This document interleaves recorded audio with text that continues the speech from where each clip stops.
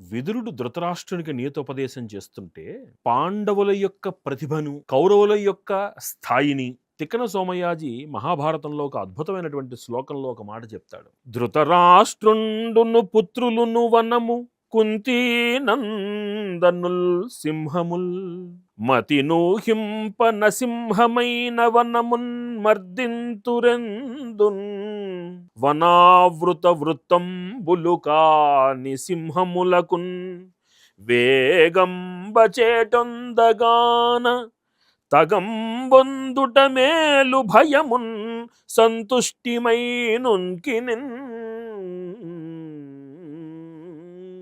ఈ పద్యాన్ని ఆయన పాండవుల యొక్క సమర్థత కోసము వాడినట్టుగా విదురుడు విదురనీతిలో ఇదే శ్లోకాన్ని ఇంకొక చక్కటి మాటతో వర్ణించాడు. ఇదే అర్థం వచ్చేటట్టుగా మనకి విదురనీతిలో విదురుడు కూడా చెప్పాడు.